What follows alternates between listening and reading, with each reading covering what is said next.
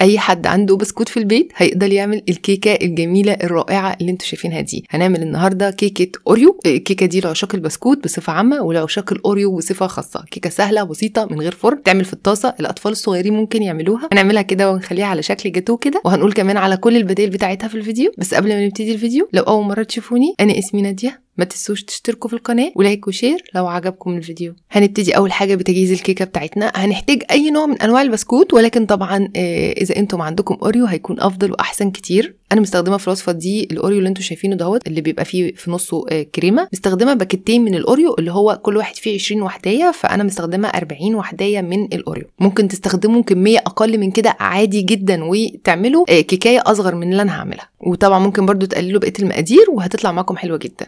اول حاجه بنفتح الاوريو وبناخد الكريمه اللي في النص دي وبنشيلها على جنب. يعني هنخلي الاوريو البسكوت لوحده، هنفصل البسكوت عن الكريمه. هنشيل الكريمه دي على جنب علشان خاطر هنحشي بيها الكيكه بتاعتنا. ودلوقتي هنبتدي ان احنا نعمل خليط الكيك. هنحتاج 1.5 كوبايه من الحليب الدافي، وطبعا 1.5 كوبايه دولت كافيين ل40 بسكوته. لو انتم هتقللوا البسكوت عن كده يبقى هتقللوا الحليب برضو، يعني على حسب النسبه اللي انتم هتعملوها. يعني مثلا لو هتعملوا 20 بسكوته يبقى 1.25 كوبايه من الحليب الدافي فقط.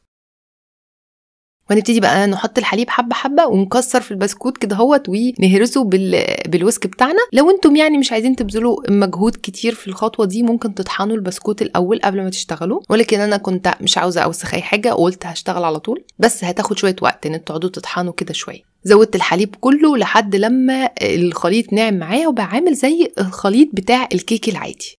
ده القوام اللي انا عاوزه اوصله، مش خفيف قوي ومش تقيل قوي في نفس الوقت. بعد كده هنحط على الخليط دهوت 1.5 معلقة صغيرة من البيكنج باودر، وهنقلب الخليط كويس جدا جدا لحد لما البيكنج باودر يدوب فيه.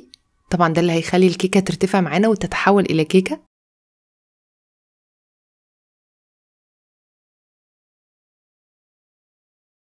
وفي طاسة مقاس من 20 ل 24 زي ما انتوا عايزين. دهنتها زيت وحطيت فيها ورقه زبده، ودهنت برضو ورقه الزبده بزيت، لان احنا يعني هننقل الكيكه دي بعد كده من الطاسه، فمحتاجين ان احنا نحط حاجه تحت علشان خاطر تطلع معانا بسهوله. حطيت نص كميه الخليط فقط، وزعتها في الطاسه، وبعد كده حطيتها على نار هاديه خالص. النار يعني اقل من المتوسط ورايحه ناحيه الهادي اكتر. وقفلت كل المنافذ اللي ممكن تطلع البخار بره، يعني حتى سديت الخرم اللي بيطلع منه البخار دهوت، وسبتها على النار من 10 ل 20 دقيقه على حسب بقى سمك الطاسه وعلى حسب النار على حسب حاجات كتير قوي. اهم حاجه ان نحط جواها خشبه في النص تطلع نضيفه معانا. ولما تبرد تماما بنحرك سباتشولا كده اهوت ناحيه الاطراف، وبعد كده ننقلها على حاجه علشان خاطر تتهوى عليها، شبكه او حاجه للتهويه يعني.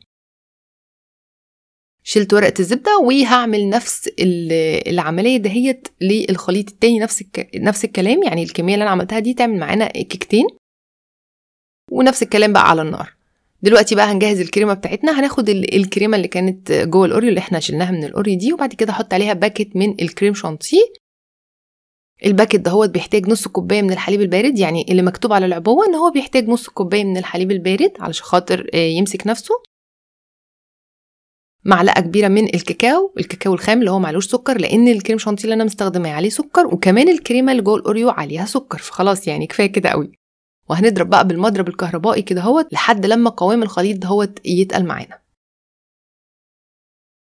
طبعا انا حاولت ان انا اضربه كتير، بس يمكن نوع الكريم شانتيه اللي انا استخدمته ما كانش بيمسك كويس فعلا، فحسيت ان هي سايبه شويه معايا. ولكن لو استخدمته كريم شانتيه خام هيكون يمكن افضل كتير كمان.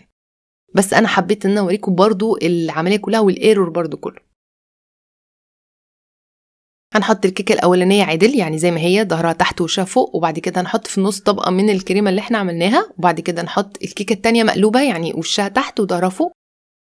طبعا ممكن تحطوا عليها من فوق جناش شوكولاته او اي حاجه وتقدموها بالشكل ده زي ما هي وهي مدوره كده، وممكن تغيروا في التقديم بتاعها وتخلوها شكلها يعني زي الجاتو او شبه الجاتو شويه.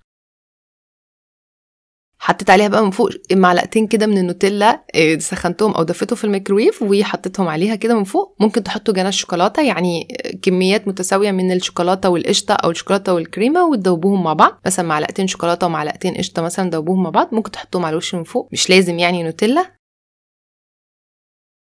طبعا المشكله ان الكريمه كانت مش ماسكه نفسها قوي، يمكن انا كنت محتاجه برضو اسيبها في التلاجة شويه، بس هو برضو الكريم شانتيه كان مش ماسك نفسه كويس. وبس زينتها من فوق بالشوكولاته المبشوره. ومش عايزه اقول لكم طعمها رهيب، برغم ان الكريمه سايحه شويه، بس فعلا كان طعمها يجنن. يعني النوتيلا مع الاوريو مع الكيكه نفسها مش هتصدقوا ان هي فعلا يعني ما فيهاش دقيق ولا حاجه، وهشه والمسام بتاعتها باينه، وكيكه كيكه يعني. ممكن كمان تشربوها او تسقوها حاجه وتعملوها فعلا زي تورته او جاتوه زي ما انتوا عايزين بقى. وبس كده، اتمنى ان الفيديو يكون عجبكم. ما تنسوش تجربوا الوصفه وتقولي رايكم فيها. نزلوا تطبيقاتكم على الجروب بتاعي على الفيسبوك، واشوفكم ان شاء الله المره الجايه في فيديو جديد.